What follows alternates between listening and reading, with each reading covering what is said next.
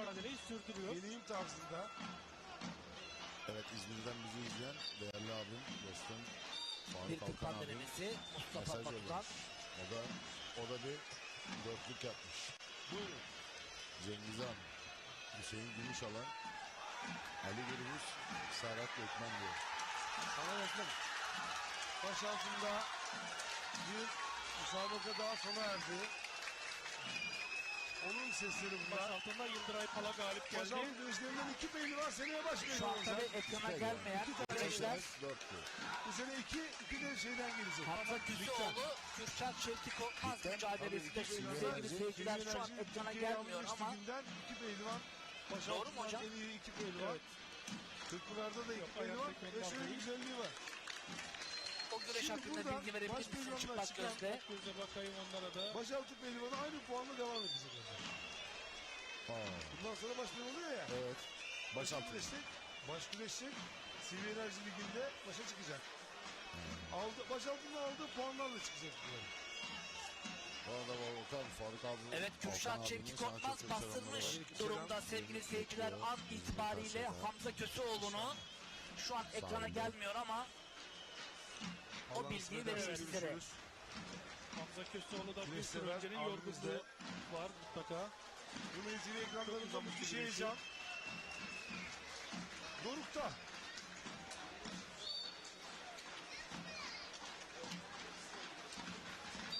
İsmail Koç gibi, Tanju Gemici gibi Bayram'a tekrar önemli bastırdı isimler Cengiz Han'ı. ilk turda mağlup oldu sevgili seyirciler.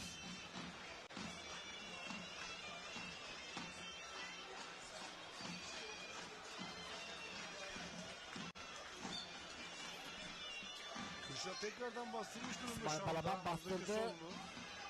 Cengiz Han Şimşek'i Ekranlarda olmayan tek güreş. Kürşat Şevki Korkmaz, Hamza Köseoğlu mücadelesi sevgili izleyenler.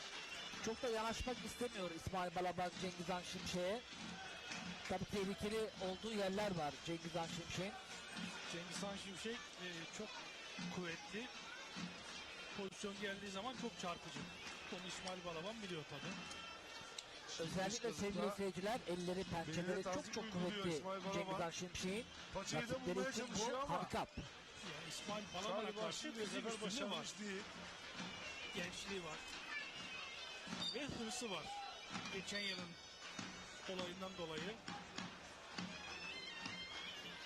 Evet, şu an Cengiz Han Şimşek'in kalkması gerekiyor. Güreşe devam etmesi lazım. Bu şekilde Böyle, olmaz. böyle de olmaması lazım. Cengiz Han'a uyarı gelir. Eğer böyle sürdürdüğü sürece.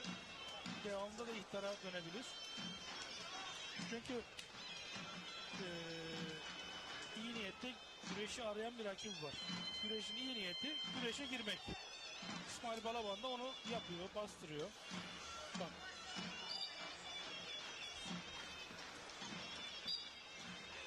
Biraz hakem heyetinin bu güreşe müdahil olması gerekiyor ara ara. Evet. Uyarıda bulunması gerekiyor. izleyenler. Cengiz Han Şimşek, İsmail Balaban arasında geçen mücadelede. Cengiz Han'ı da güreşe girmeye tahrik ederse, Cengiz Han da güreşe girerse Zararın o kuyruğu zaman zaten koptuğu müthiş bir yerdeyiz. kapışma olur. Tabii. Aynı şekilde Ali Gürbüz de uyarmaları gerekiyor. Özkan Yılmaz her ikisini. Bu şekilde puanlamayı beklemelerine de müsaade etmemek gerekiyor. Seyir zevkini de hakem heyetinin arttırması gerekiyor sevgili izleyiciler. Siz de anladığınız gibi biraz daha koyu Hüseyin yerdeler. Gümüşalan'dan bir Mehmet elense yeşil. tabi boylu Ona da oluşu, çok gölgeye yakın ama kollarının daha ikisi uzun de tercih oluşu ettiler avantaj. herhalde. Cengiz Han Şimşek kalktı, çift aldı. Sevgili seyirciler, gördünüz mü Cengiz Han Şimşek'in Açabilirdi tehlikeli İsmail'i. yanını? Gerçekten çiftten kaptı Ortak yayın ama olmasaydı yönetmeninden bu güreşin tekrarına hemen isterdim. İyi yakaladı. bir daha tehlikeli başarılı indi. Cengiz Han Şimşek. Serhat Gökmen de İşte bundan dolayı İsmail Balaban hem mücadele hem de stilini mesafeli oturtmuş duruyor. durumda. Mehmet Yeşil'e Çok kapıcı, tehlikeli Cengiz Han Şimşek. güreş yaparak çeyrek finale kalan tek sporcu, tek baş pehlivan. Ara ara Orhan Kulu. temkinli güreşiyor tabii ki de Balaban.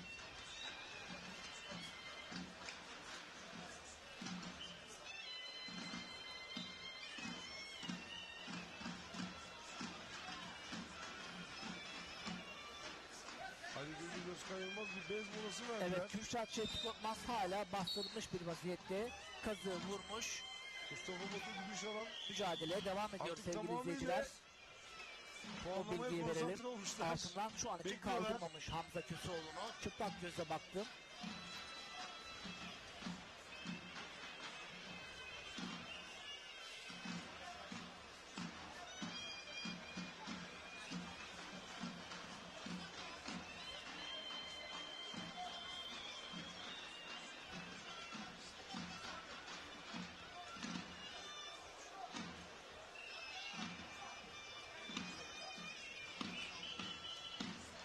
Ergün Sepetçi. Evet, şu an Oo, dörtlü kardeşim. pencerede Ergün Ali Sepetçi'ye de Gürbüz, buradan saygılar Osman selamlar Yılmaz sol iletiyoruz. üst karede biraz daha Artık hızlanmaları gelmiyor gerekiyor. güreşlere. Benim eski çırağım. Bu güreş tarzı hoşuma gitmez benim. Her Mustafa'nın zaman da da canlı çırağı. yayınlarla söylüyorum. İsimler hiç fark etmez. Hepsi bizim kardeşimiz. Hepsi bizim için değerli. Biz seyir zevki yüksek bir performans istiyoruz tüm sporcularımızdan.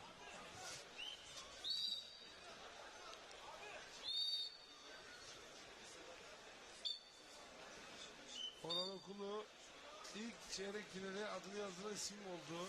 Güreş yaparak. Serhat Can Gökmen Zeybek ve Fatih devamlı Atlı kural şansıyla kasnaktan atlayarak aşağı çeyrek doğru finale inmeye soktular. çalışıyor. İyi savunuyor, iyi savuşturuyor Mehmet Yeşileç'i. İşte Mehmet Yeşil'in ki ayakçılık, kaçma değil, müdafaa. Evet. Yani arada fark var. Dolayısıyla Sevgili Mehmet Yeşil izleyenler, için puanlamaya bariz bekleyen geri kaçmadığı sürece bir sorun yok şu anda. 10 tane pehlivan var sahada. Şimdi açık düşürdü ama baş altında bir müsabaka daha sona erdi. Ben onu Kürşat'ın Kürşat güreşi Korkmaz yine zannettim. üstte. onun için Az heyecanlandım ama önce tabii o da seyircilerimize bilgi verdim. heyecanlanacak bir pozisyondu.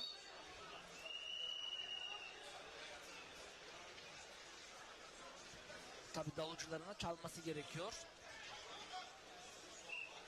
Yağlı güreşte olmazsa olmaz cenk havaları, güreş havaları. Evet sevgili izleyenler, gerçekten kıran kırana çok güzel güreşler izliyoruz.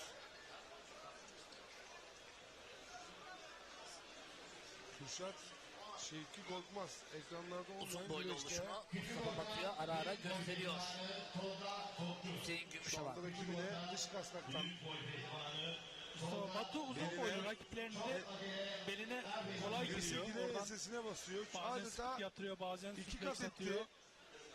Uzun boylar konusunda Güreş tabiriyle Mustafa Batu'nun da iki kat etti, yenemedi bir şu tecrübesi anda. var. İki alçı pehlivandan Recep Karaga alta beline yatmayı girdiği tercih zaman eden pehlivan Hamza Köseoğlu hamlesini oldu. neticeye ulaştırır. Güreşin başından beri Rakipleri için tehlikelidir. rakibi bastırmış durumda. Diğer tarafta ayakçılık devam ediyor. Diğer güreşlerde. Yeşil Allah. sanki puanlamaya şartlanmış gibi bir duruşu var. Şimdi Serhat Gökmen, Şu an hepsi Mehmet Yeşil bence Yeşil'le öyle. Artık çok fazla bir paça kasnaksızlık oynuyor. olağanüstü bir hüner göremiyoruz. Evet. Ama mücadele Gafil avlanmadığı sürece. Ali Sevgili Gürbüz seyirciler, gerçekten biliyorsunuz sizler de yağlı Artık güreş puanlamaya- seyircisinin çoğu bilinçlidir. Rakibi Doğru. ya gafil avlarsın ya da yakıtını tüketirsin, Beklemeye geçmiş enerjisini durumda. bitirirsin. Ali O Gürbüz'den şekilde teslim alırsın, sonuca ulaşırsın. Onun Net haricinde kesin. bir mücadelenin Görüşler, neticelenmesi görüşler göremedik. herkes Değil. çok hazır. Şimdi günümüzde Herkesin sporcular hedefi burası. çok iyi antrenman yapıyor. Herkes burada güreş yapıyor. Yani Zekiler. Yani kolay kolay kendilerine oyun yaptırmıyorlar. Geçen sene, Oyun yapsalar bu da sene vücut sene yorulmadan, de tükenmeden çok bir bunlar ifade iyiydi bence. olmuyor. Rakip Mehmet yapamıyor. Yeşil Yeşil Ama güreş Bu turda karıştığı onu zaman o kadar çıkarmıştı. güzel oyunlar yapıyorlar ki. Yani bir hatırlıyorsanız. oyun yapmak için birkaç oyun yapmak lazım. Özkan Arda Yılmaz ardına. O değil, hale bütün geldi. güreşçiler kombinasyonlu Doğru oyunlar rakip. çok önemli. Bu da hüner ve zeka tabii ki de. Kontrası için de öyle, yapan için de öyle. Yani bir oyuna düşürmek için belki 2-3 oyun ardı ardına eklemek lazım.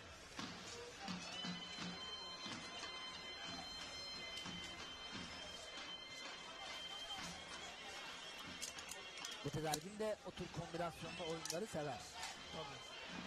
O zaten çok farklı, zeki bir sporcu.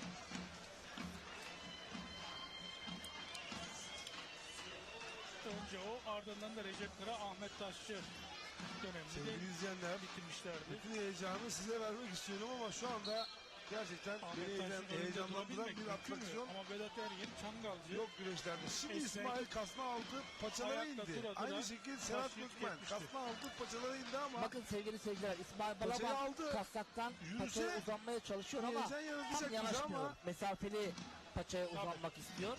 direnç Çok, ona çok seviyesi dikkat en edin. yüksekte. çünkü kontra her an Turlar gelebilir. çünkü Onu artık bilemem. arkasında güreş yok. Geçen yıl da öyle oldu. Gelsen de yenilsen de oteline gidip duşunu alıp Tabii şu an rejenerasyon enerjisi, kondisyonu masajı yapılıp çok çok iyi İsmail Balaban. yarını bekleyecek bütün pehlivanlar. Tabii Cengizhan Şimşek müsabaka sayı eksikliği çok fazla olduğu için Yarını unutmuyoruz. kendisi için bir dezavantaj. Ne kadar antrenman yapsa da illaki müsabakadaki Yıprandı, çok yıprandı. Yani Sevgili o mücadele tarihi, bambaşka. geçen yıl o tarihi güreşleri yap. Bunu Ondan TV sonra da ekranlarında Senden yarın alırsın. saat 12'den itibaren çeyrek final mücadeleleri, olacaktır. Psikolojik yarı boyutta final öyle. mücadeleleri O ve da çok final berbat, mücadelesi enkaz ama ekranlarınızda olacak. müsabakada Baş yapmadı. pehlivanlık mücadeleleri Zaten 662. antrenmana tarih canlı yazında yapamazsın, Kırkpınar'da. zorlayamazsın. Ama o Kimselere kemer söz duru vermeyin. olsaydı daha Bu bir şey heyecanı benle antrenman beraber yapacaktı. yaşayın sevgili izleyenler. Bu yıl için de müsabaka yapamadı ya.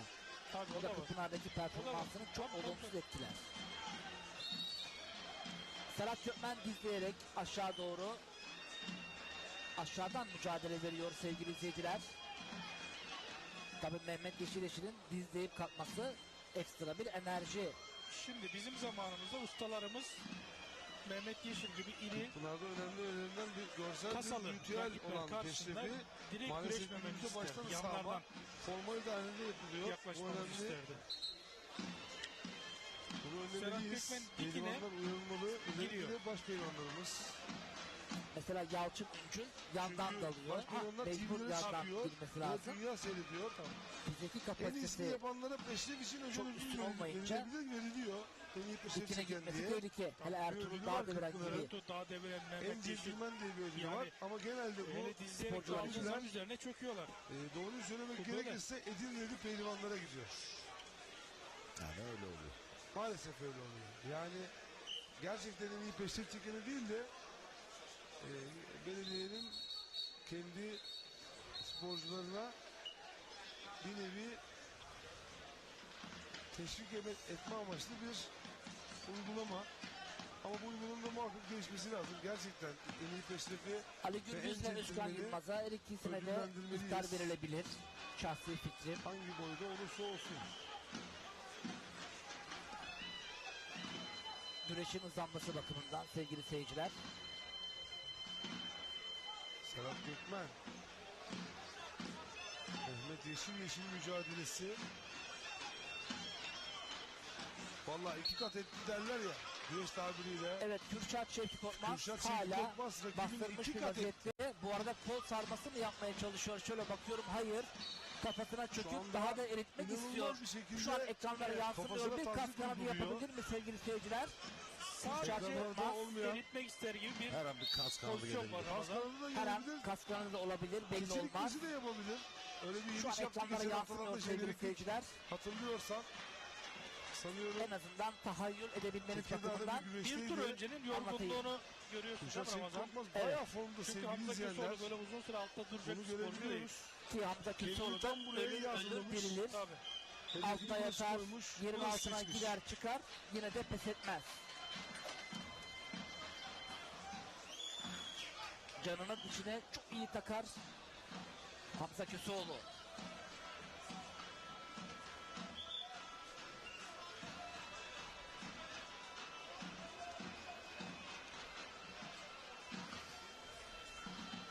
Evet. Zübeyde teyzemiz Biraz varmış. seyir Ali zevki Gürbüz düşük hayranı. sevgili seyirciler. O da bizlere ulaştı. Onlara da Şahsi selamlarımızı gönderiyoruz.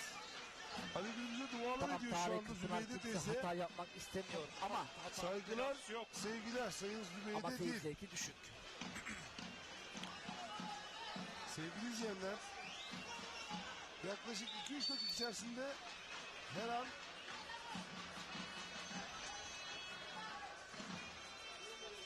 puanlamaya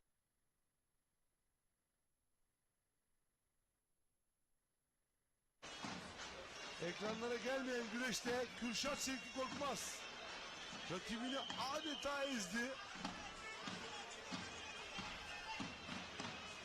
Dış kazıktan. Şimdi oradan bir kas kanadı denedi.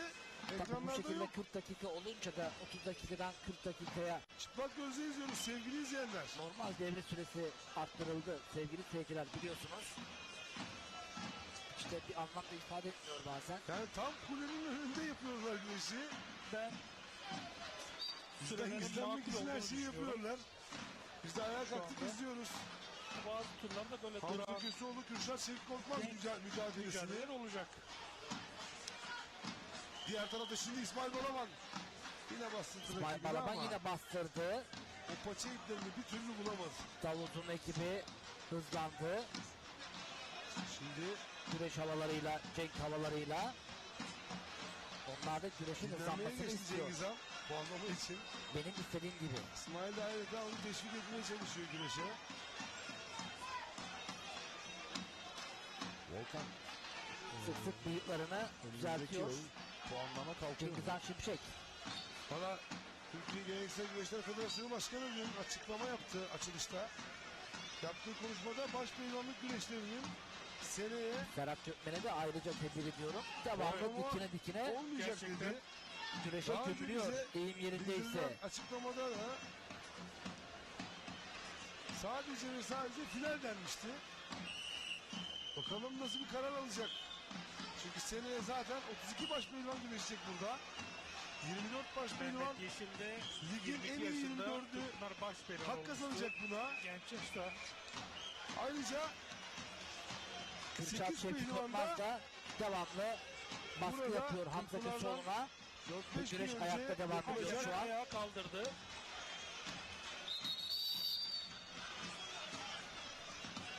Baş pehlivanların da gözleri Söyleleme ustalarında mücadelesinden sonra taktik almak istiyor. 8 güreşçi de hak kazanacak baş pehlivan güreşlerinde Kırkpınar'da güreşmeye.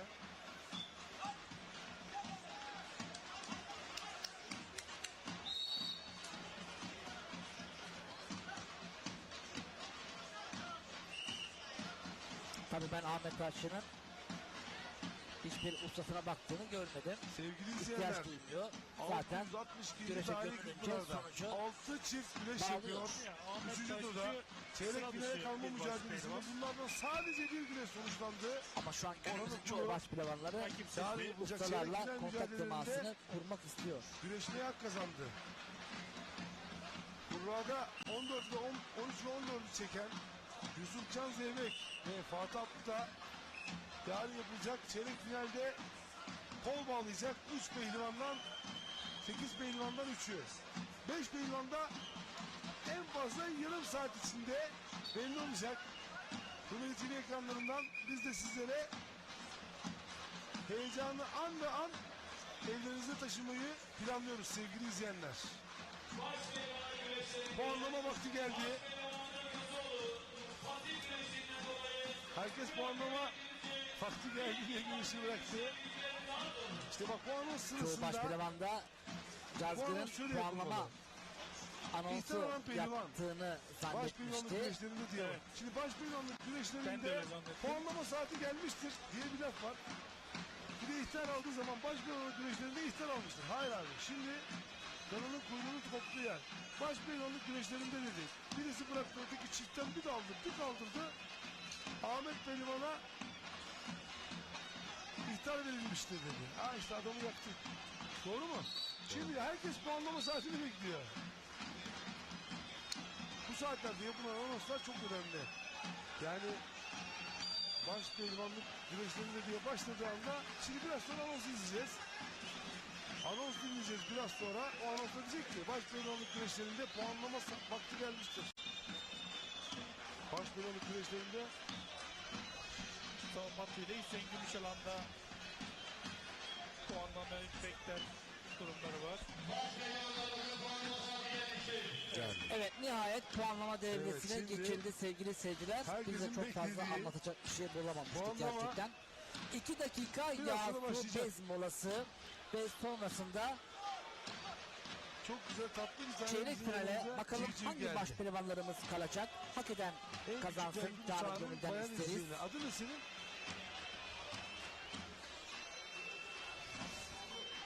Duru Hanım geldi. Duru Hanım sevdin mi yağlı güneş?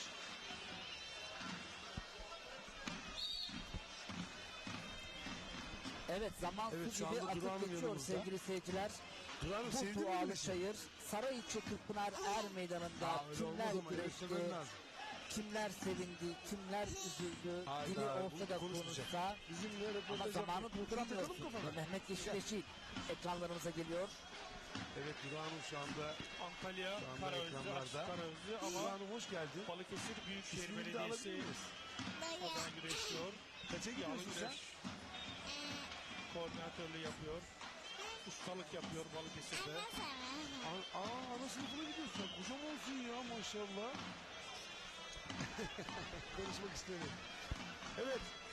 Böyle bir küçük Cumartesi minik bir günü ara olmasına verdik. rağmen Evet, seyirci yanımızda çok çok kalabalık maşallah. Aynı şeyi ben diyecektim. Güreş seher Gerçekten. vardı. Duru Hanım.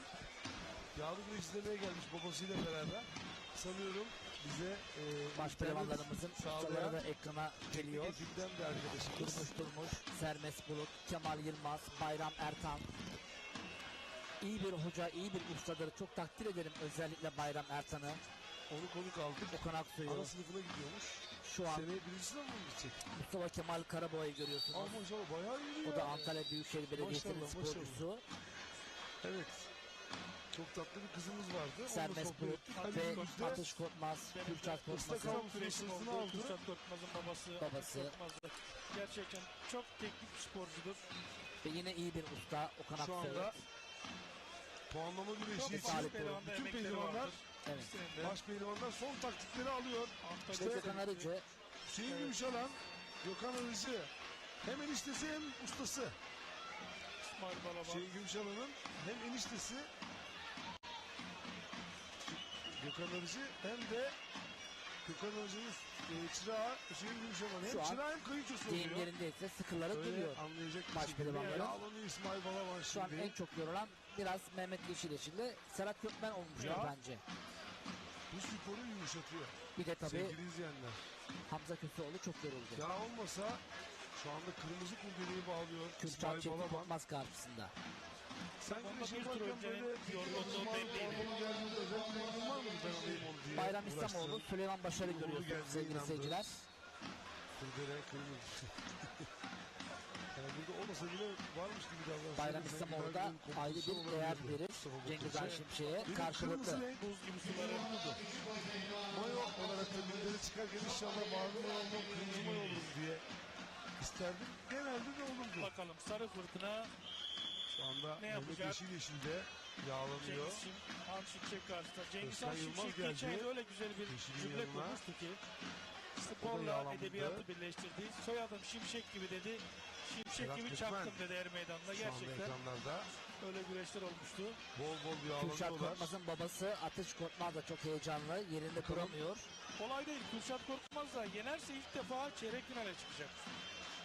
Yani Bu yıl orada iyi bir en Kürşat az Korkmaz'ı 5 hep litre beraber yağ- izledik diğer güreşlerde de Evet, değil mi? Serhat Doğru. Gökmen'e gitmişti değil mi?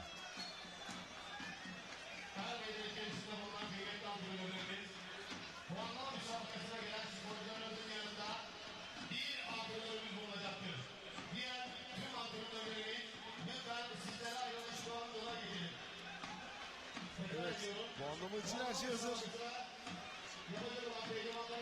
Kurdeleler paçalara bağlandı. Kırmızı veya yeşil, mavi. Ali Gürbüz mavi. Şaban, pardon, Özkan Yılmaz kırmızı paça bağı aldı. Şimdi bir külde gördük ama baş altında sanıyorum. Çok güzel bir külde yenişi gördük. Sevgili izleyenler.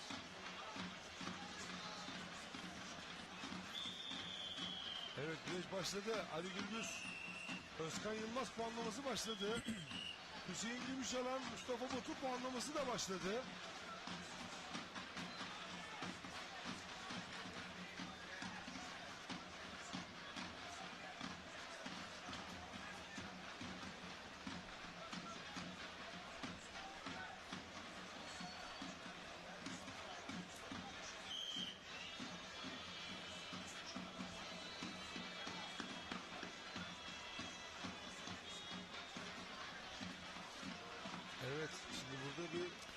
Evet Bunun kıymetli diye bir güreş kızımız var, severler, onunla puanlama bir şeyler devresi konuştuk diye benim yeğenim de evde 2 dakika yağ su bez molası.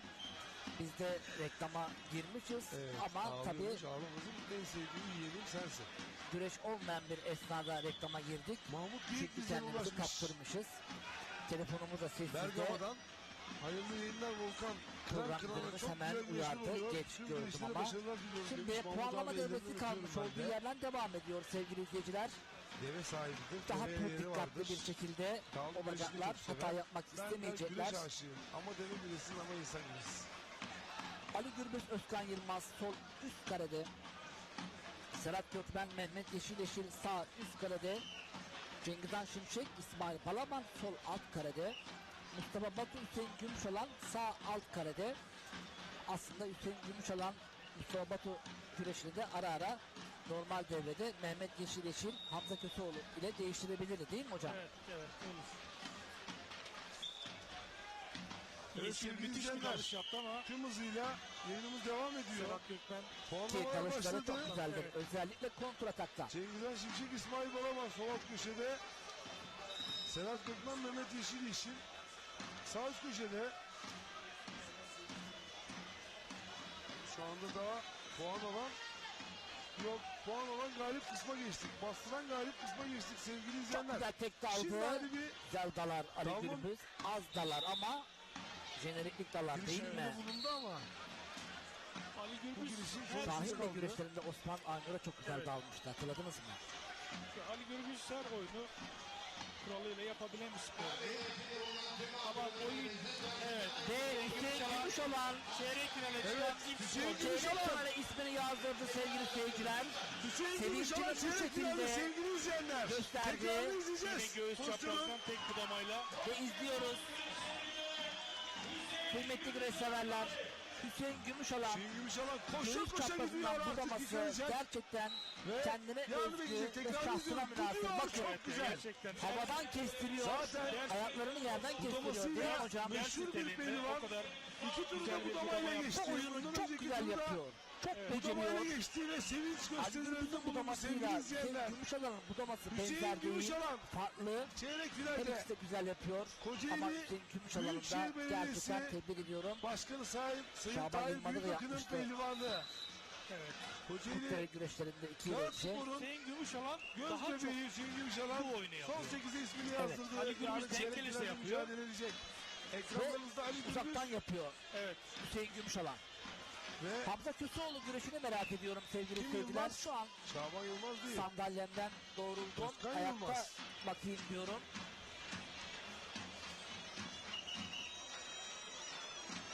Fatih Evet, Ateş şu an hocamız kadrajıma İzmir'den girdi. selamlar göndermiş. Kolaylıklar dilemiş. Allah razı olsun hocam.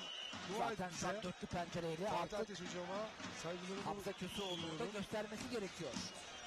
Mustafa kardeşim İstanbul'dan güreş malzemeleri konusunda bayağı bir çalışma yapıyor. Evet. Özkan Yılmaz da Ona da cesaretle güreşe selamlarımızı, giriyor. saygılarımızı Yani gönderiyoruz. onda tebrik etmek lazım. Çeyrek final mücadeleleri Yani, tüm hızıyla tabii devam Gürbüz ediyor gibi sevgili bir- izleyenler. Tecrübeyi acaba sahadan çıkarabilecek mi? Artık 4 pehlivan belli oldu. Ekranlarınızdan da 4 pehlivan çeyrek finale adını yazdıracak. Yarın saat 12'de Ekranı burada kura yeni çekip açanlar için kol söyleyelim. bağlayıp Orhan salam Okulu, atlanıp Emre Allah Erkal'ı için kısa bir güreş zamanda yapacaklar. mağlup etti Baş sevgili pehlivanlar izleyiciler. şu Şu an anda çok İsmail daha yıkanmıştır. Balaban Belki girişimde bulundu. tribünde yerini almıştır. İzliyordur güreşi değil mi hocam? Bence otelde şu anda Yalancı dinleniyorlar. Evet. dalma diyoruz buna biz. VADA'dan görevliler var. Onlar da dikkatlice güreşleri izliyorlar, takip ediyorlar. Çok taşları yorulmadı. biliyor Sporculardan musun? örnek Orhan Okulu alıyorlar. Yorulmadı ama Dobik'le Dinlenmeyi mücadelede tercih edebilir. gerçekten ne kadar yağlı güreş dinç, bayağı bir dinlenmiş çıkarlarsa o kadar iddialı. avantaj. Sevgili Evet Bizim sağ ilgili alt kareye izleyenleri. Hamza Köseoğlu, Kürşat Şevki Korkmaz Kürşat Korkmaz geldi. puanlamaya tükenmiş gelsin diye düşündük. Çok oyun yapmadı. Sadece bastırdı.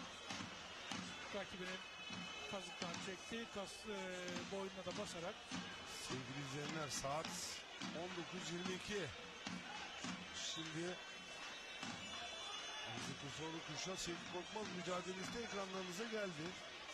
Kürşat normal sürede Hamza'yı altından kaldırmadı ama Mehmet Hamza Yeşil öyle için bir pehlivan Serhat ki. Gökmen karşılaşmasını çok merak ediyorum sevgili seyirciler. Yumuşak vücuduyla Burada bir puanlama hemen yapmışlardı. dinleniyor. Yeşil dalıp bastırmıştı.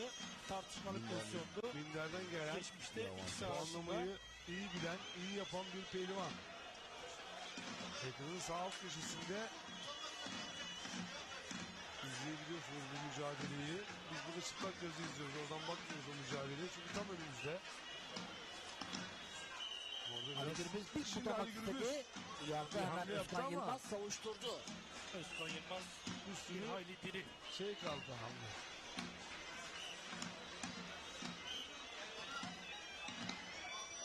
Özellikle Cengizhan Şimşek.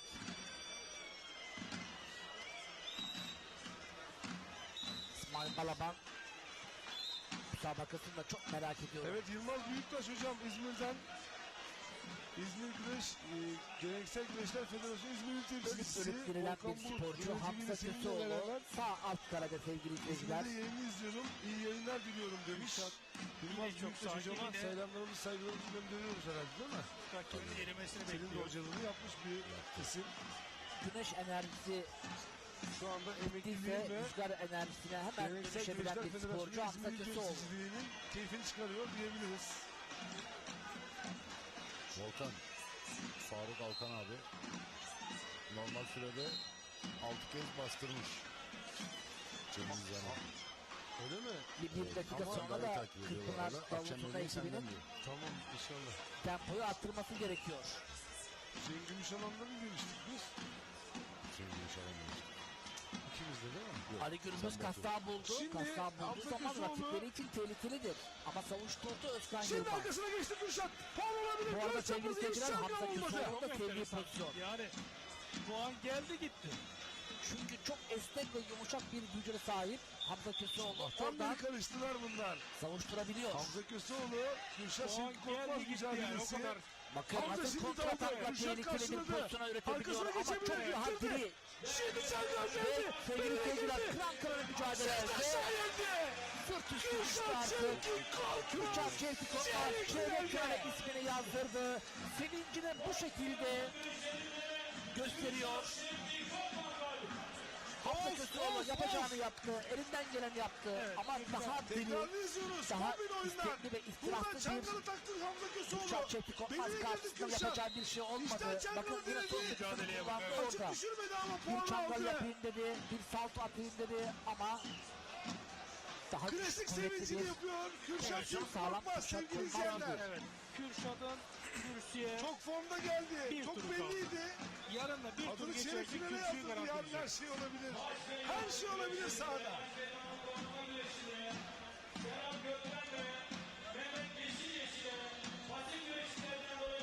Babası Kürşat Korkmaz'ın babası Atınç Korkmaz birçok pehlivanı kürsüye çıkardı baş pehlivanlıkta ama bakalım bu sene Kürşat Korkmaz'ı kürsüye çıkarabilecek mi oğlunu?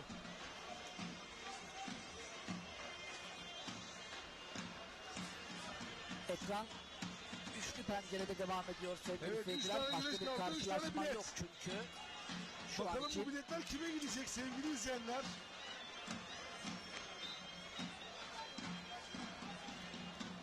tekrar söylemekte fayda var. Şimdi Ali 2022 Gürbüz müthiş daldı. dal. Ali Basına bile Gürbüz olmadı. tek daldı ama iyi Of, savuşturdu of, of. Özkan Yılmaz. Ne güreşler, Özkan Yılmaz ne da bugün güreşler. çok daha iyi. Yani o da 662. İyi tarih sıyrıldı. Kutlular Edirne'de son 3 bilet çeyrek finale. tabii Ali Gürbüz şakam yok diyor yani.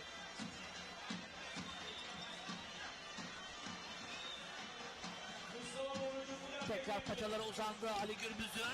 Oradan şimdi sokmaya çalışıyor. Özkan Yılmaz Sevgili daldı. seyirciler oradan Paçayı sonuç daldı, gelebilir mi? bırakmıyor. Ali Gürbüz'ün sağ Bastırmak batağı çok istiyor. kuvvetli. Ali Gürbüz Oradan kurtulabilir karşılıyor. mi? Çok İzliyoruz. karıştılar, Özkan Yılmaz çok. yüklendikçe yükleniyor. Paçayı Ali Gürbüz bırakmadı. oradan Özkan savuşturmaya Çiğdem çalışıyor. çalıştırabilir. Aman Allah'ım. Ali Gürbüz Ali yedi. Gürbüz mü? Olmadı.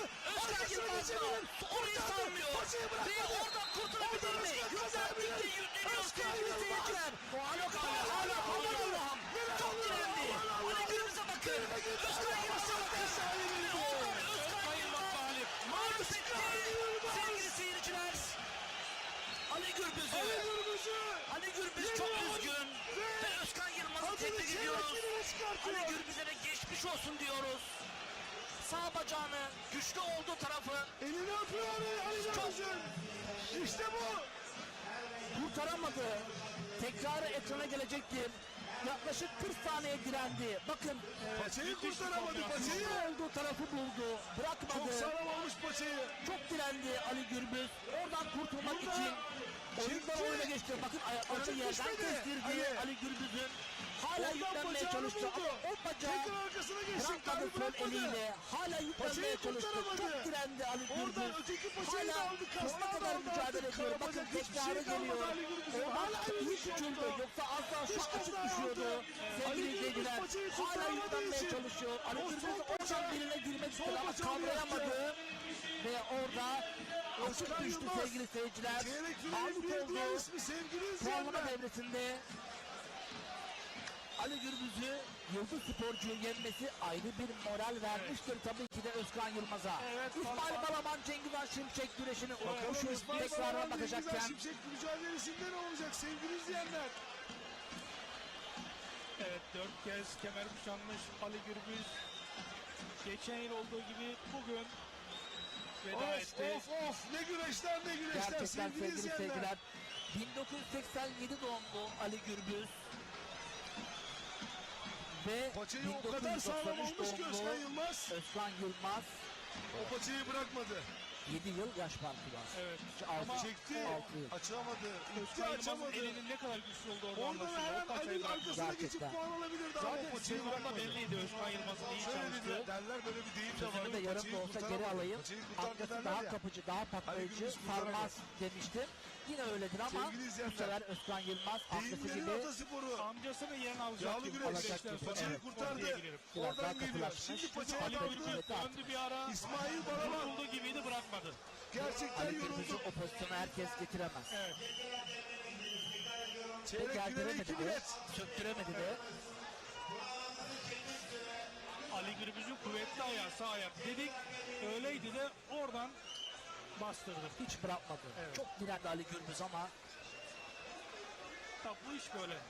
Of ne askerlikte, planlar ne güreşler. yaşlandıkça lütfen artar. Kemik sesi buraya Pehlivanlıkta kadar geldi yaşı sevgili aldıkça izleyenler. lütfen maalesef düşer. Özkan Yılmaz da genç formda.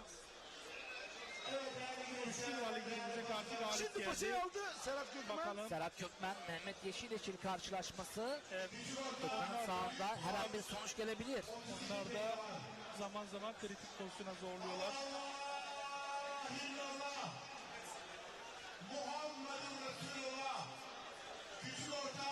Her şey bambaşka oldu. Evet, Kanal ve Facebook'tan tekrar yeniden Bu dört pehlivana o bile etkili yapar. paylaşımda bulunabilirsiniz sevgili seyirciler.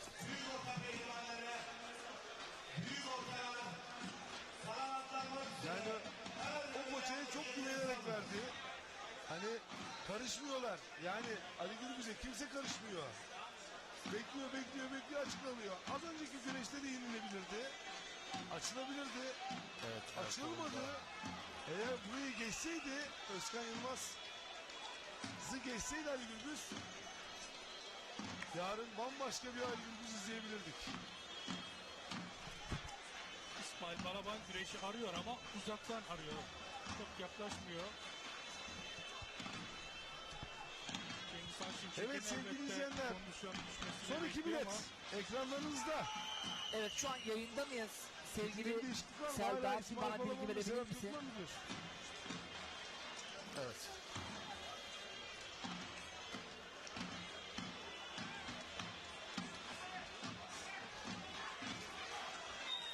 Evet, yayındayız sevgili seyirciler.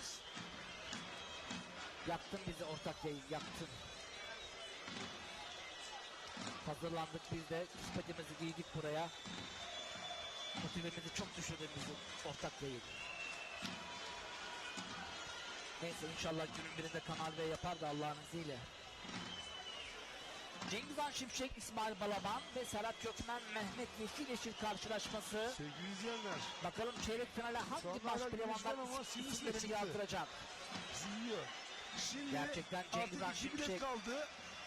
müsabaka Ucu açık eksikliğine rağmen puanlamada bastıran kazanacak psikolojik sevgili olarak çok izleyenler. sıkıntı Özkan Yaşamış Yılmaz olduğun günümüzü sıkıntılara eledi rağmen ve iyi çeyrek bir finale performans yükseldi. gösteriyorsun. İsmail Ekranlarda Balaban yazıyor zaman zaten. zaman paçayı yakalıyor ama oradan dengesini bozamıyor. Ama Kürşat İsmail Şevki Balaban çok Korkmaz, istekli. Özkan Yılmaz. Bunlar hep iyi Evet. isimler.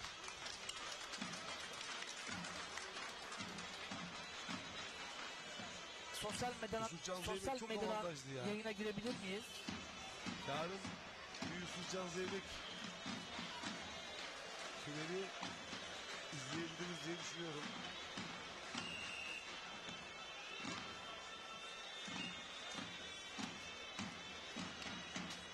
Bugün güreş yapmadan şu anda otelinde belki bizleri izliyor. Yusuf Can Zeybek, ona da selamlarımızı gönderiyoruz.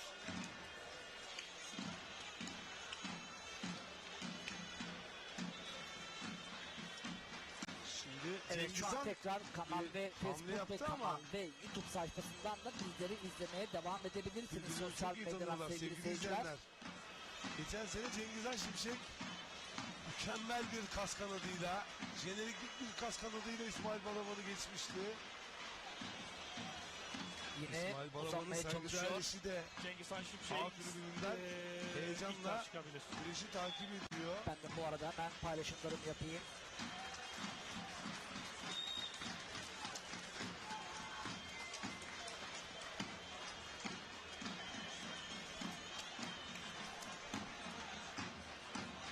Büyük Orta Pehlivanları, Büyük Orta Pehlivanları salavat zanmak üzere çok acele her meydanındaki yerimizi almış.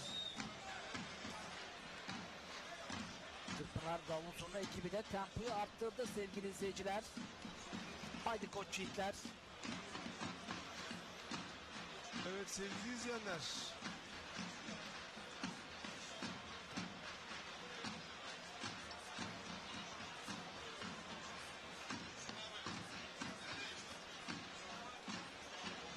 İzleyerek Cengiz Han Şimşek Bugün güneşi aramaya çalışıyor. İsmail Balaban da ayakta. Kaybettiği için bayağı evde gözyaşları döküyormuş. Nuray Erce'ye buradan sevgilerimi, saygılarımı gönderiyorum. Evet, Bugün alt de yazı diyeceğim. Özkan Yılmaz Ali Gürbüz'ü Şey, eleyerek Mahmut'ta çeyrek yenilmek falan finale yenilmekte. yükseldi. Önemli bir haber çünkü. Evet. Son dakika haberi diyebiliriz. Her hatanın bir Büyük bedeli Orta var. Pehlivanları, Büyük Orta Pehlivanları salavat zanmak üzere her meydanındaki yerimizi almış. Şimdi paçayı buldu Serhat Gökmen. Şimdi daldı. Bir Mehmet koltuk altı Yeşil yeri olmayan olmadı. bir hamle Evet. yaptı. Müthiş bir dalış yaptı yine. Küçük Orta Küçük Koyda Mustafa Davulcu Murat Selvi müsabakasının galibi cetvel hakemliğine isimleri bildirsinler.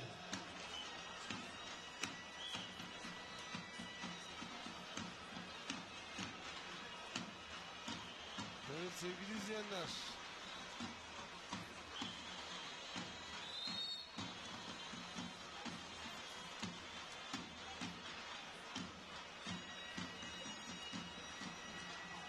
Haydi Cengiz Han, haydi İsmail, haydi Serhat, haydi Yeşil.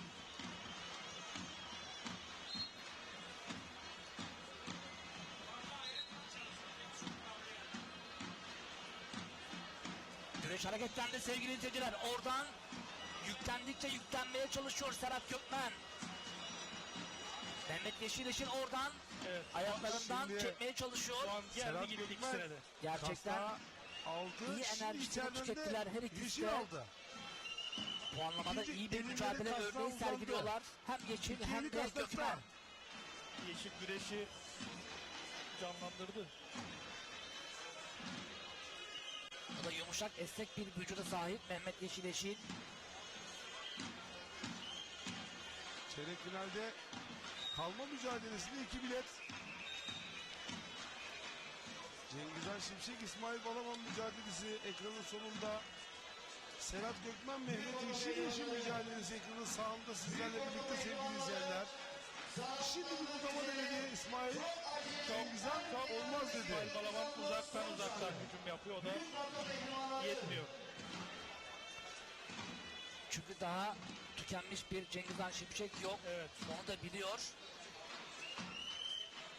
Hüsrana uğramak istemiyor Tabii. İsmail Balaban. Telafisi olmayan zamanlar alta düştüğün anda bitiyor. 6 puan.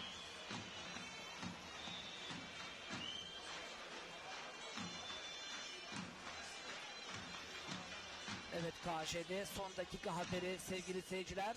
Özkan Yılmaz, Samsun ilk adımlı Ankara Büyükşehir Belediyesi'nin sporcusu. Yıldız sporcu 4 kez altın kemeri kuşanmış Ali Gürbüz'ü mağlup etti puanlama devresinde ve sonuç olarak da çeyrek finale ismini yazdıran sporcu oldu. Evet, şimdi Hem çeyrek paçalara finale çıkması hem de Ali Gürbüz gibi Kasnağı. yıldız çetin bir sporcu yenmesi ayrı bir moral olmuştur.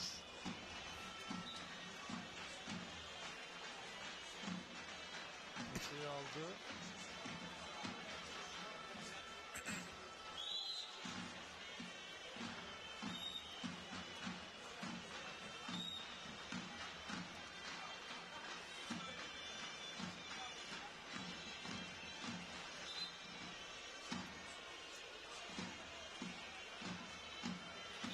Cengizhan Şimşek Evet. gelsin üstüme diyor Güzel gücü Şimşek, niyetine. İsmail Balaban mücadelesi. Bir tarafta Serhat Gökmen paçayı çift elle aldı. Kasma aldı. Kontratakta çok Ya, iyi Mehmet Yeşil Yeşil ama için az daha yakalıyordu. Aynı Yarışmadılar. pozisyona sürekli birbirlerini tahrik ediyorlar. Bakalım ne olacak. Büyük orta pehlivanı Ahmet Han. Daha mesafesiz güreşiyorlar. Serhat Gökmen ve Mehmet Yeşil, Cengizhan Şimşek ve İsmail Balaban'a göre. Sevgili izleyenler. Yeşildeki sükuneti kimsede 662. yoktu. Kolay tarih kolay hata yapmaz. yapmaz. Yavruleşlerinde çeyrek finale 2 bilet. Ustası Okan Altı Aksoy bileti sevgili seyirciler. Mustafa Mehmet Yeşil'in, Bakışı sizlere söyleyecek. Serhat Gökmen'in de ustası Orhan Okulu, Bayram Ertan. Yusuf Can Zeyrek, Cengizhan Şimşek'in ustası Aklı, Mustafa Hüseyin Kemal Gülşahan, Karaboğa. İsmail Balaban'ın ustası Ufuk Atalan ve Hasan Aydın. Yılmaz. Kuşat Şevki Korkmaz. Bir kenara yazın bu ismi sevgili izleyenler. Gerçekten çok formda. Maşallah diyelim.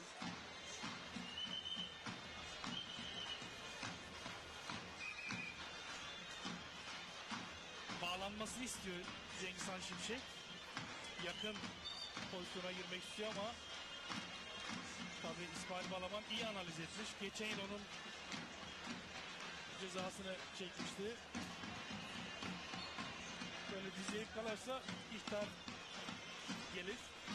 Dizeyip kalmıyor ama üzerine gelmesini için 662.si Şimdi düzenlenen tarihi Kırkpınar güreşlerinin bir hareketlilik. son karşılaşmaların baş Gözlemledik. boyunda.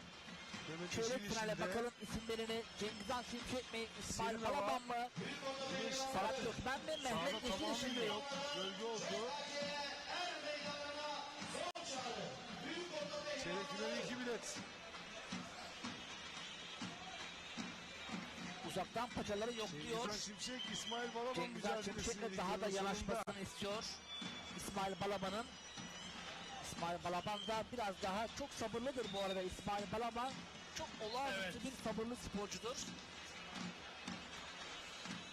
Bazen tabii sabırsız oluşunun da bedelini ödemiş bir sporcudur tabii ki de.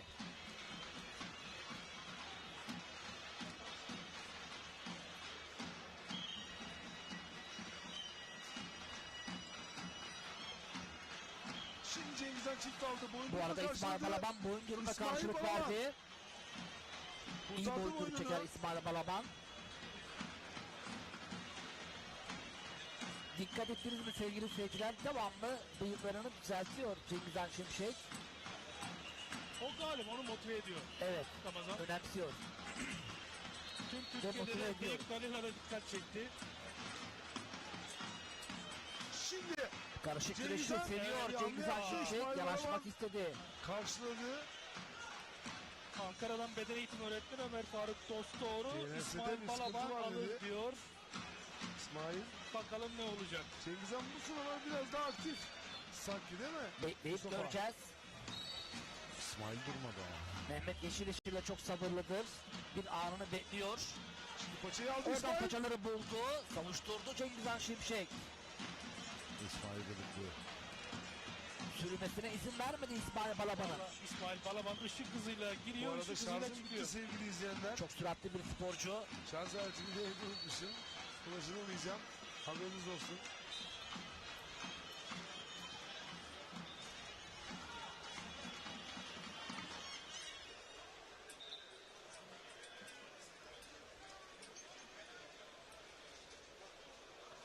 Çeyrek finale 2 bilet sevgili izleyenler. Son 2 bilet ekranlarınızda. 662. geleneksel Edirne Tarihi Takımlar Galatasaray Var Güreşleri'nde 2 tane erken final.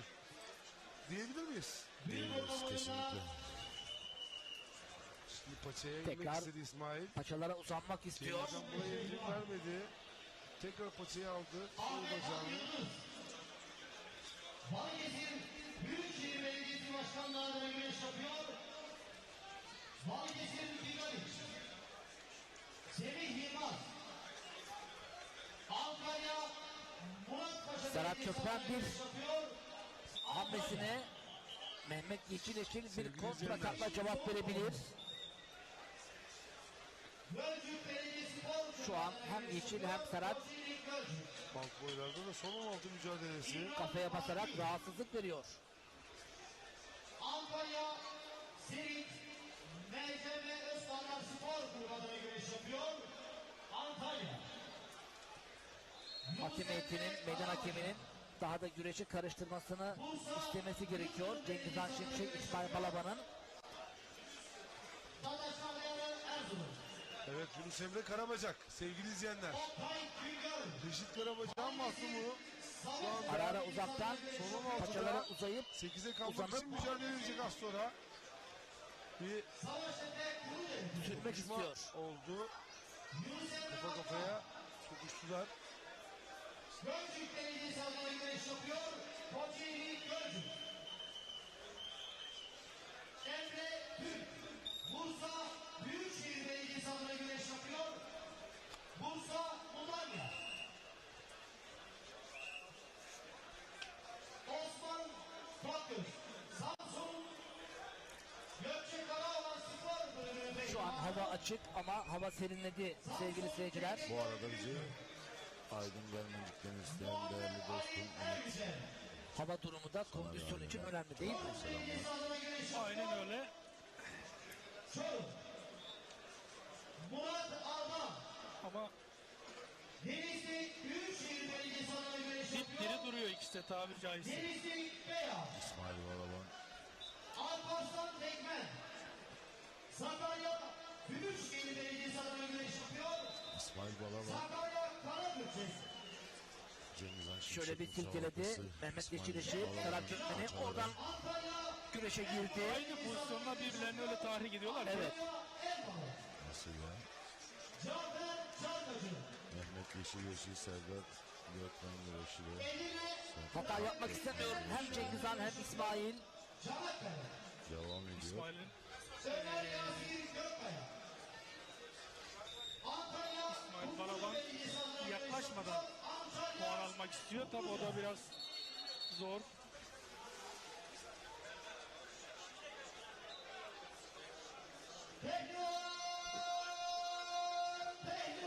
Oradan hemen paçaları buldu sevgili seyirciler. Güreş hareketlendi. Cengizhan Şimşek oradan kurtulmaya çalışıyor. İyi oldu ama. Kurtuldu. Gidemedi. Sonrasında bıyıklarını düzeltti. Karakteristik davranışıyla bıyıklarını Aynen. düzeltti. Bıyıklarla vurdu diyelim. İsmail Balaban sonuca gidemedi. Paçayı aldı ama İllallah. Muhammedun Resulullah. Ama işte o pozisyonda İsmail Balaban Hep beraber alkış geri çıkması mı lazım yani? Allah ferman versin. Paçayı yakalamıştı. Tabii rakip yaklaşmak istemiyor doğru da.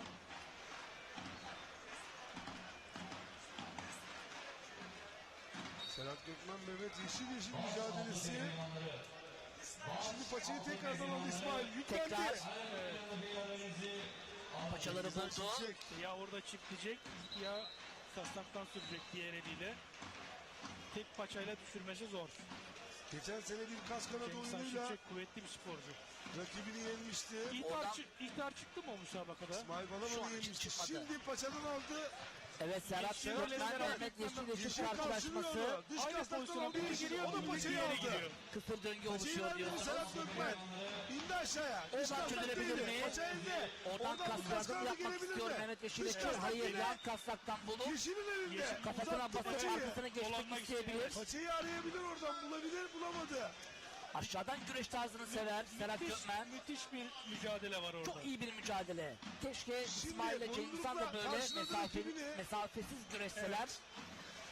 Tebrik ediyorum ayrıca Serhat Gökmen'le Mehmet Yeşileş'in yapmış olduğu bu mücadeleyi. Şimdi Serhat kasnak Gökmen çıkınca Yeşil'in Yeşil elinde. nasıl Çift elli giriyor hemen? kasnağı yakaladı. O an kontratağı çok iyi yapıyor. Evet, bu Akıllı sıralar- bir sporcu Mehmet Yeşileş'in. Şimdi bir koltuk Nihayetinde aldı. Avrupa Olmadı. şampiyonluğuna ulaşmış gençlerde bir Çok pelevan ikisi de. Çok pelevan. şampiyon aynı zamanda. 2006 yılında. Of of of. Yani bu dalıcılık, kapıcılık özellikleri olmasa elbette oralarda da Of, başarılı lan of. olması Yani mümkün şimdi değil. bir koltuk Tekrar aldı girdi dedi. oradan yandan çok Yine güzel dalış olmadı. gerçekleştirdi koltuk altıyla destekleyerek. Yıldırım Mehmet gibi Yeşil değil mi? Yeşil. Aynen öyle. Bakın her ikisi de hem Yeşil hem Serhat ustalarına bakıyor. Bayram Ertan ve Okan Aksoy'dan destek alıyorlar. Tabii Ustaları, onlar gözle birbirlerini anlıyorlar. ustaları güreşi analiz edip ona göre taktik veriyor anlık. Yalnız Serhat Gökmen'de de iyi yorgunluk belirtisi var. Şimdi paçalara Serhat Gökmen indirdi ama Tek topa indi.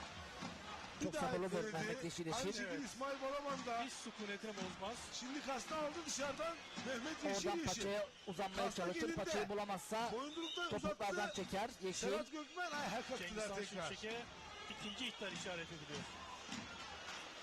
Diğer tarafta Cengiz Han Hakemiyet Şimşek. uydu mu bilmiyorum ama İsmail Balaban mücadelesinde bu sıralar Tekrar İsmail paçalara Balaban biraz uzaktan. daha aktif. Çalışıyor. Yakalamaya çalışıyor. İsmail Balaban çalışıyor. İsmail Balaban.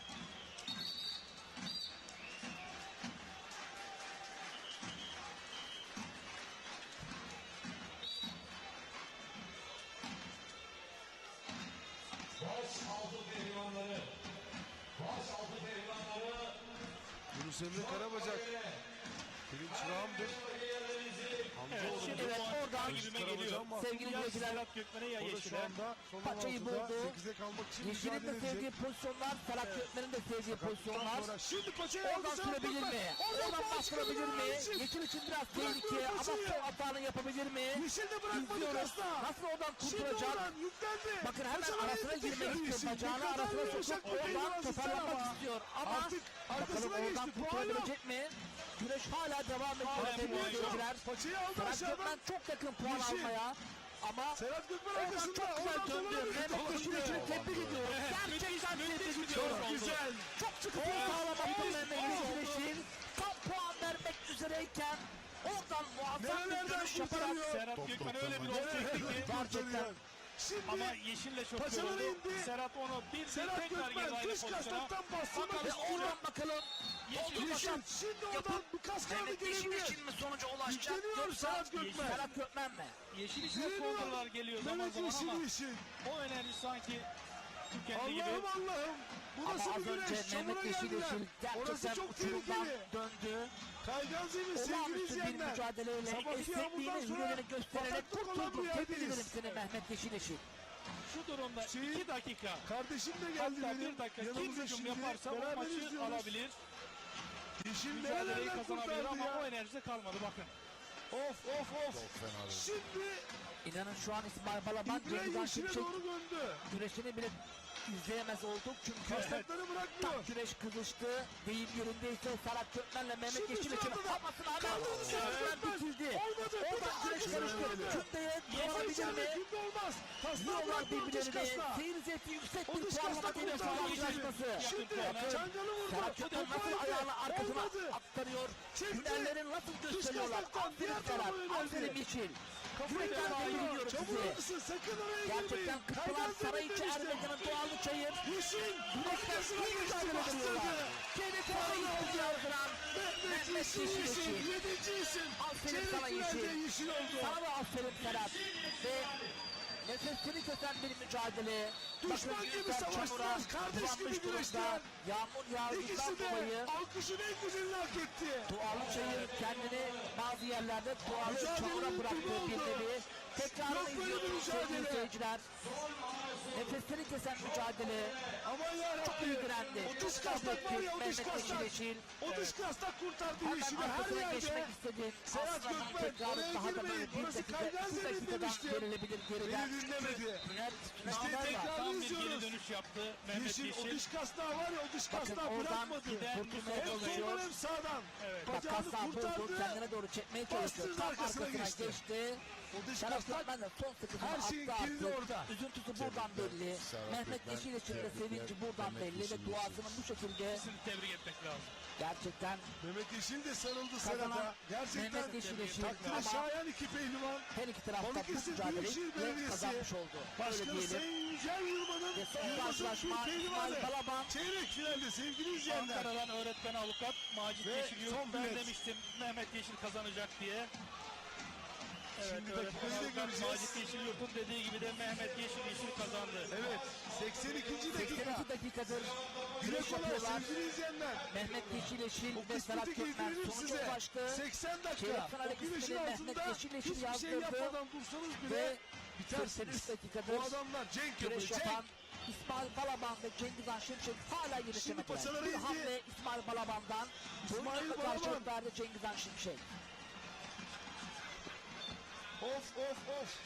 Kapalı bir kutu demiştim Cengizhan Şimşek. Çünkü cezalı durumdan dolayı 2023 yılında güreş yapamadı. Sadece Kırkpınar'dan bir hafta önce güreşti. Ben o güreşi de güreşten saymam. Çünkü Kırkpınar'dan bir hafta önceki güreş Son bilet burada. Çok fazla İsmail çekim ve Balaban mı iddialı Cengizhan olmaz. Şimşek mi? tabii olarak Çeyrek finalin Cengizhan biletini alıp Şimşek gidecek. performansını çok merak ediyorduk. Adalet kastını görüyorsunuz Ama arkada. Güneşin yapmamış, önüne geçmiş uyumamış, adeta. gecesini gündüzüne katmış bir Cengizhan Şimşek'i Pehlivanlara görüyoruz gölge oluyor. gerçekten. Cenk yapıyor bunlar. İsmail Balaban Cenk bu yıl pehlivan çok değil. iyi olduğunu zaten Spor değil göstermişti bu, yapmış savaş. olduğu mücadelelerle. Ama biter bitmez kardeş oluyorlar. Hashtag Kırkpınar. Bir bakalım. Hashtag Evet, Kırkpınar'dan şimdi ne mesajlar bütün gelecek? dikkatler, bütün Ben de hemen gözler bir İsmail mesaj Balaban ile atacağım. Cengizhan Şarjım Şimşek bitmişti. üzerinde. Evet. Cengizhan Şimşek'in yüzündeki Twitter'da hasarları hashtag görüyorsun. Kırkpınar. İsmail Balaban mı Az önce Yeşil Cengizhan Şimşek mi? Gökmen karşılaşmasında Geçen senenin rövanşı gerçekten bu. Tuğalı Çayır Tuğalı çamura dönüşmüştü. O bölgede çamur daha hakimdi. Yağmurdan dolayı sevgili seyirciler. Yeşil yine bir tarihi güreş yapıp rakibini yendi. Yani o mücadele Bakalım gerçekten hashtag Kırkpınar'a neler gelmiş gençlere okuyacağız örnek sevgili alacağı bir izleyenler mücadele siz de. Hashtag Kırkpınar Haydi Cengizhan, haydi yazarak Balaban. mesaj gönderebilirsiniz.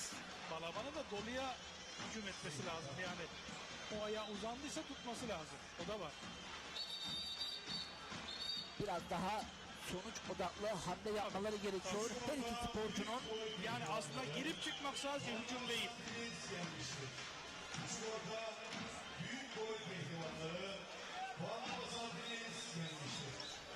Yani o hamleleri doluya yapsa Sevgili izleyenler 85. dakikadayız. diskalifiye ettirme, 3 iterle attırma durumu da olabilir. tabii ki de daha enerjileri tükenmedi. Hem Cengizhan'ın hem İsmail'in. Evet.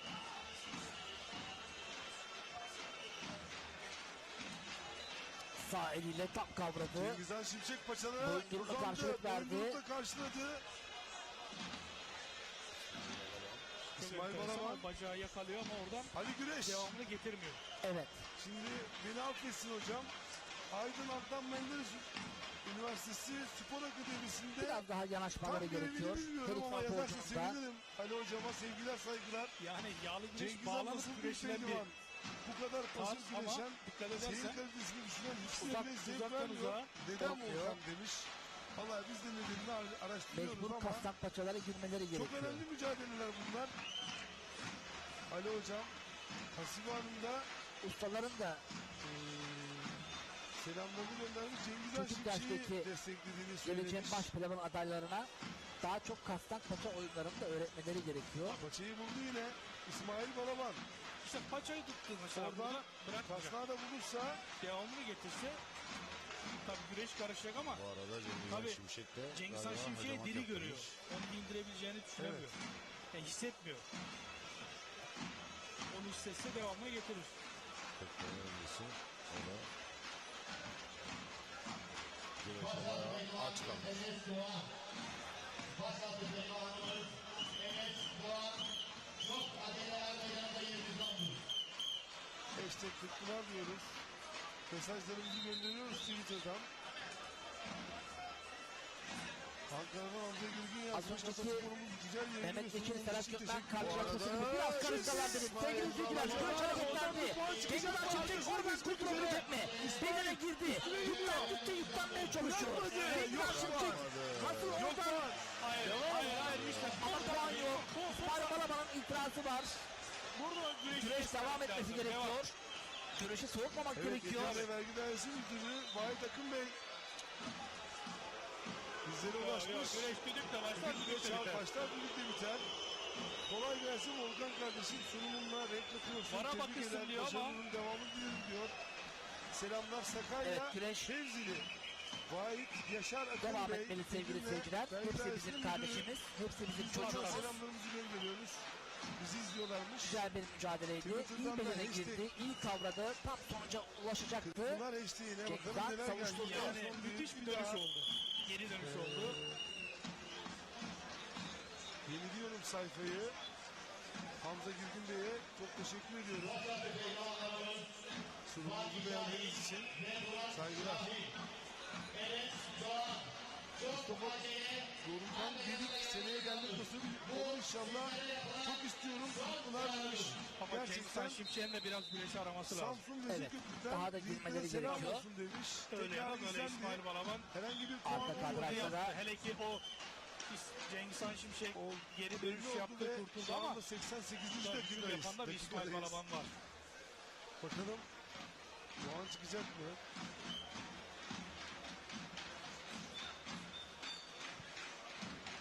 Duygu çok aman. Yeşil Bey'e hayretler içinde izliyoruz. Haydi Ailecek Koçyiğitler adeta bale güreşin yapıyoruz demiş. sonuçlanmasını istiyoruz artık Güreşin biz de. güzelliklerini anlamaya Biraz daha çalışan ve anlayan mesafeliden insanlar mesafesiz güreş güreşe doğru izlemekten geçin. vazgeçemez sevgili izleyenler. İsmail Balaban 85 Az önce Yeşil'in Serhat'ın yaptığı gibi kombinasyonlu oyundan takdire oyuna şayan demiş. mücadele Zaten olursa, özelliği o. güreşe götürürlerse zaten güreş çözülecek. Evet, kesinlikle. Allah derman versin Türk pehlivanlarımıza. Ali Gürbüz erken elendi çünkü rakipleri çok dişli demiş. Olsun hashtag ile. Cengiz Han Şimşek'e ikinci ihtar verildi sevgili Haydi seyirciler. İsmail Balaban Evet. demiş. Mustafa Doğan Gedik. Biz de 1-2 dakika önce Yeşil o yorumu yeşil yapmıştık. geçti, hak etti demiş. Başbakan İşte bu ihtar Cengiz Han'ı güreşe girmeye tahrik edebilir. Ve belki de şöyle yemin edin. güreşe girince müsabakayı Senin kazanacak. pehlivanlarına selam olsun demiş. Uzman Naki Naruto. Aleyküm selam. Onu da retweetledik.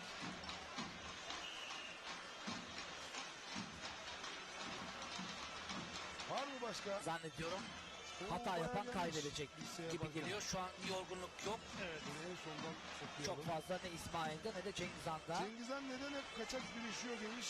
Onu Cengiz Han'a soralım. Şu an Ferhat. Ferhat Volkan.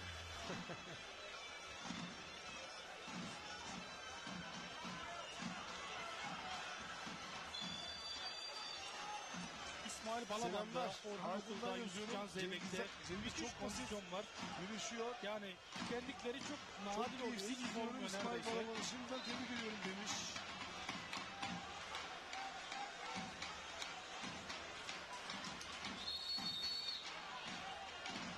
İsmail hayırdır hiç almadan da beni yapıyorsun sen çekiyorsun. demiş. Hemen Davul Zurna'nın tempoyu arttırması gerekiyor.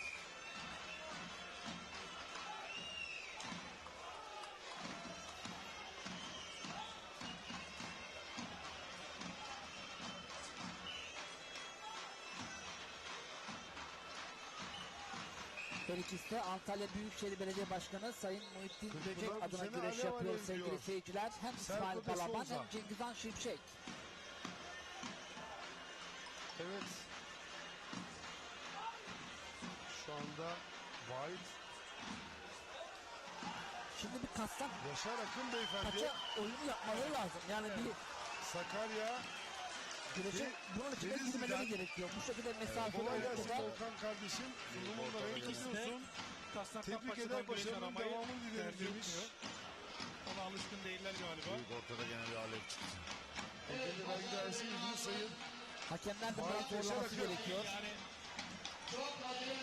Evet 91. dakika uzatmaya başladı. Futbol olsa.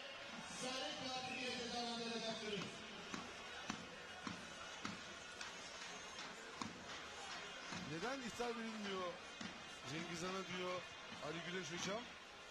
Yani seyir zevkini düşüren bu kadar bir pehlivan hiç görmedim. Elini uzatmıyor, rakibi elini uzatıyor, yazık. Ali Güneş hocama selamlarımızı Osmanlı gönderiyoruz. dönemi baş pehlivanlar da böyle Cengiz Han gibi pala bıyıklı. Kenan hocamın torunudur Cengiz diyor Han'ı Can Bey zannederim öyle Aydın'dan. Ali imaj Güneş vermiş. hocamız Kırkpınar baş pehlivanı Kenan hocamın torunudur diyor. Öyle midir Ali Güneş hocam? Ama arkana dolanmış bir rakipten kurtulmak gerçekten çok zor. Bu da Cengiz Han Şimşek'in ne kadar kuvvetli, ne kadar sağlam bir Can abiye Yapacak Tekrar selamlarımızı paçayı gönderiyoruz. evet. Cengiz Han sol ayağını Şimdi vermekten paçayı aldı. gocunmuyor ha. İsmail Tekrar Balaban. paçayı buldu Bakalım İsmail oradan bir Balaban. puan Oradan çıkartabilecek mi? Yok. denemedi. Olmuyor. Ali Genek Cengiz Han Şimşek Amcamız gece ulaşmış. yendi. İsmail Ali Balaban'ı hocamız yendiği tanırsın. pozisyona sokmak istiyor.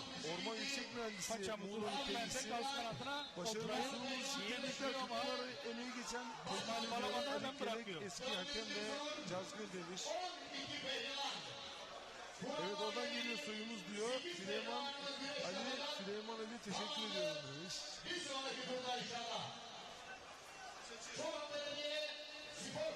Şu an yorumlarınızı Selamlar. okuyamıyorum sevgili seyirciler. Tam güreşe adapte oldum. Yanlış anlamayın sakın.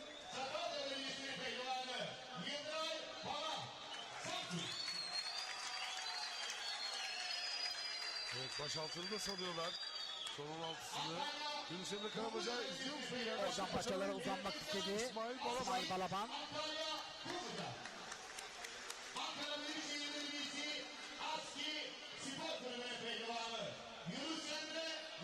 Değerli abim, Faruk abim. Evet, senin de yorumlarına katılıyorum ama başkan da gerçekten senin de yazdığın gibi çok haklı bir geniş yaptı, savaştı.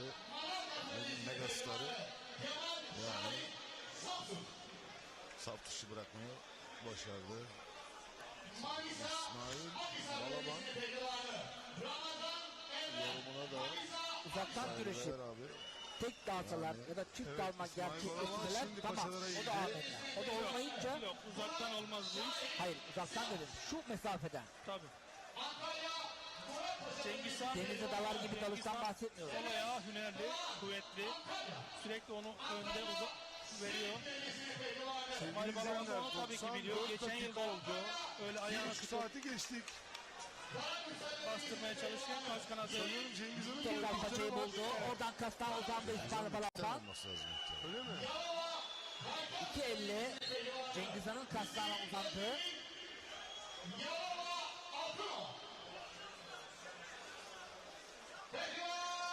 Şimdi paçalara indi İsmail. Oradan İsmail Arkasından Balaban yakalıyor. yükleniyor Paçayı sevgili seyirciler. bırakmadı. Kasnağı bırakmadı ama. İyi Alamadı kapanıyor. puanı. İyi savuşturuyor Cengiz Han Şimşek. Cenk yapıyor bunlar. Cenk.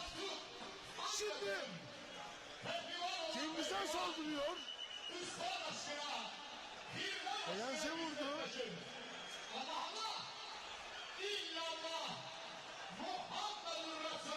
Burnuma bir darbe Haydi geldi Balaban, diyor. haydi Şimşek. İsmail Balaban.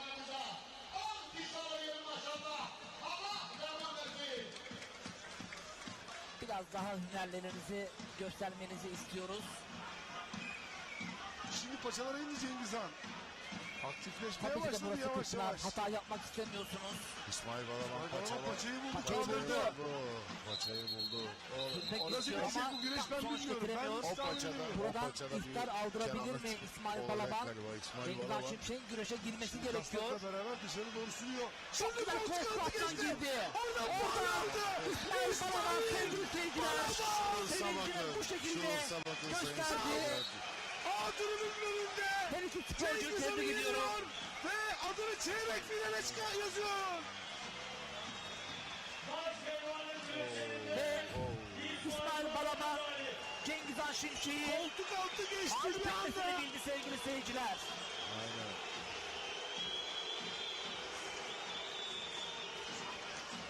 Bir anda sinirle barışmadılar. Ve hemen Ustası centilmen bir gönderdi şekilde özellikle.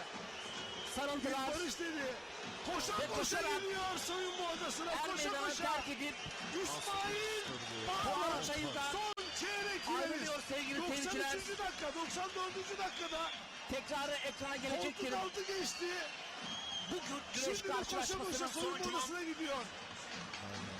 Evet sevgili ezeli rakipleri tabii ki Cumhuriyet de TV izleyenleri. aynı Geçen seneki finalist çatısı Cengizhan altında Şimşek yok. bulunsalar da Geçen seneki her finalist ikisi de Antalya Ertuğrul Büyükşehir Dağdeviren Belediyesi adına yok. güreş yapıyor. finalist Hem Ertuğrul İsmail Balaban Tanju hem yenildi. de İşte karşınızda Cengizhan çeyrek Şimşek. finalin 8 bu zorlu mücadelenin Fatih Aptal, kazanan Yusuf tarafı Can Zeybek, çeyrek Orhan finale Okulu, ismini Zülfü yazdıran Şalan, sporcu Kürşat Şevki Korkmaz, Antalya Özkan Elmalı Yılmaz, Mehmet Akçaylı Yeşil Yeşil ve İsmail Balaban oluyor. İsmail Balaban. Çeyrek finale yükselenler Fatih Yarın Aptal, Yusuf Can saat Zeybek, 11.30-12 gibi lütfen ekranlarınızın başında olun. Çünkü savaş var, cenk var, kardeşlik var. 662. tarih Kutlular Yağlı Güreşlerinde Havadan görüntü, kuş karşınızda bakışı çeyrek görüntü, finalistler sevgili Dualı izleyenler. Çayır'da sevgili Kuş seyirciler. uçuşu, Edirne Sarayıçı Edirne Sarayıçı, Kırkpınar sahası. sahası ve veda Nefesini zamanı. kesen Ama mücadele vedadan tekrarı önce ekrana geliyor. son pozisyonu İsmail tekrar Balaban izliyoruz. oradan Buradan koltuk koltuk altına altı girdi. geçiyor. Beline girdi Arkasına sevgili seyirciler. dolanıyor. Baskıya oturmak istedi Ve ama Cengizhan Şimşek Cengizhan yapacağı bir şey Şimşek'i yoktu. yedikten sonra Tekrarı belki farklı açılardan ekrana geliyor. şimdi koltuk altını Tam beline görüyorsunuz. girdi, Buradan arkasına kavradı. dolandı. Rakibin arkasına geçti ve toparlanmasına izin Bırakmadı. vermeden Cengizhan Geçmedi. Şimşek'ten Pozisyonda da puan kaçırmış. almasını bildi Sarı İsmail Balaban. bu sarı. Gülen tarafı İsmail İsmail Balaban Balaban sürdüren çeyrek Evet. finalde. Cengizhan Şimşek. O geçen yılında rövanş olmuş oldu. Ve geçen yılın rövanşını bu Esat şekilde abim almış de oldu. izlemiş bizleri. Süper aferin Volkan iyi yayınlar demiş. Sarı fırtına Ve İsmail çeyrek Balaban'ın canavarına o karşı hırs galip dolu geldi. Evet. Yenmek de var, yenilmek de var bu işlerde. Esat Akın da izliyor bizi İzmir'den. Ona da selamlarımızı gönderiyoruz. Evet. Sevgili seyirciler, Geçen abimiz. Herkese selamlar. Evet. Sevgili izleyenler. Buradan sevgili Enver Edirne Karakupak Sarayıçı'ndan abimiz çok teşekkürler. yayınımızın sonuna geldik. Bugünkü Antalya yayınımızın. Aksu'dan emekli öğretmen Tekrar Mustafa Bozak, etmek gerekirse Antalya çeyrek Yenigöl finalistleri İlköğretim Okulu Müdür Yardımcısı Bir İsmail daha Erentepe, söylüyorum Senik sizlere. Çakallık Köyü'nden Orhan Cemal Okulu, Ateş Yusuf izliyor, Can Zeybek, teşekkür ediyor, Fatih iyi yayınlar Aklı, diliyor. Hüseyin Gümüşalan, Sevgili Ramazan. Muzaffer Tekin abim de Şevki çok değerli bir Korkmaz, kondisyoner. Özkan Yılmaz, Hoca, o da Mehmet selamlarımızı Yeşil Yeşil ve iletelim. İsmail Balaban. Serik Gebiz'den Kamyoncu Mehmet lakaplı Mehmet Koca abimiz bizi izliyor. ve Selamlar var. sevgili Cumhuriyet TV izleyenleri. Çok değerli Aydın Müthiş Çolak abim mücadelelere sahne hemşerimdi. oldu. Kırkpınar'ın ikinci günü Ali cumartesi. Gürbüz Sürprizler gitti. dolu. Cengizhan Sürprizlerle gitti dolu. artık bu senede. Favoriler elendi. Kırkpınar'ı erken bitirdik hocam. Sana Favoriler kolay gelsin diyorum bu geçti. demiş. Yarın bakalım ne olacak. Evet, az önce bir Çatırtı, mesaj geldi. Yarın Evet. İsmini Kırkpınar er alamadım. meydanında olacak sevgili Ezandan izleyenler. dolayı Çatırtı yapmış kopacak. olduğunuz yorumu Ben kınıyorum şimdi dedi. Ben burada de bugünkü bizim yayını fikrimize sona erdiriyorum. saygılı olmadığım Yarın için saat ben de 11.30-12 sizi gibi kınıyorum. sakın Ben de onu Keşke kınıyorum. Cumhuriyet ismini TV alsaydım. ekranlarından başka bir yerde Biz inançlı olmayın. insanız. Ekranlarınızın başınıza geçin. Ben şahsım Ve adına bizi izleyin. bizden Yarın ezan okunduğu 12'de zaman eğer yatarsak sizi ezan olan tekrar saygımızdan dolayı kalkarız Cumhuriyet otururuz. TV'ye davet Ama ediyoruz. burada olay Şimdi yayınımız sona eriyor. dini istismar Yarın etmek değil. saat 12'de Burada üçünün altında buzağı Cumhuriyet aramamak TV'deyiz. gerekiyor. iyi akşamlar. Bu anlamada Güreşlerine. tam güreşin kızıştığı, tam sonuçlanacağı anda ezandan dolayı ara verilmesi olmaz. Normal devrede sonuna kadar katılıyorum. İnancı saygım var. Bundan daha açık bir yorum olabilir mi sevgili İsmail Yılmaz? Ya Ramazan, aslında zaman harcamamak lazım bunlara. Ankara'dan Hüseyin Duygulu selamlar diyor. Mesut Bayraktar çok teşekkür ederiz. Güzel anlatımlar oldu diyor Ankara'dan.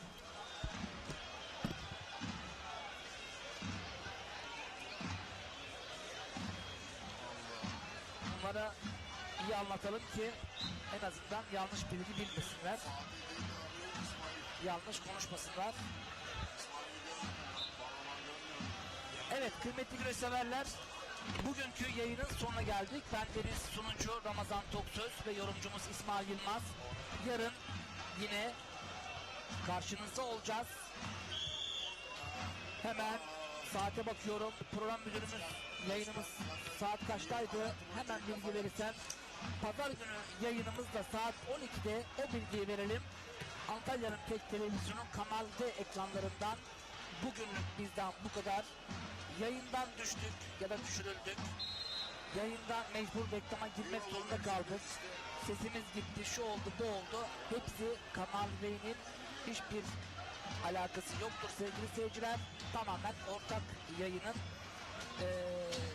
bize birer artık sürprizi ya da hediyesi diyelim. Biz dersimizde çok iyi çalıştık. Elimizden geleni yapmaya çalıştık. Bugünlük bu kadar. Yarın saat 12'de Antalya'mızın tek televizyon Kanal D ekranlarında kalmış olduğumuz yerden çeyrek final karşılaşmalarıyla sizlerle beraber olacağız. Şimdilik hoşçakalın.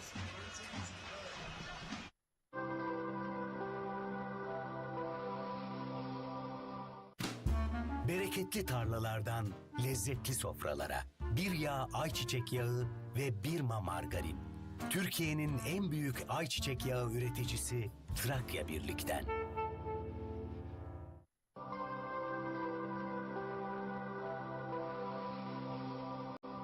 Trakya Birlik 662.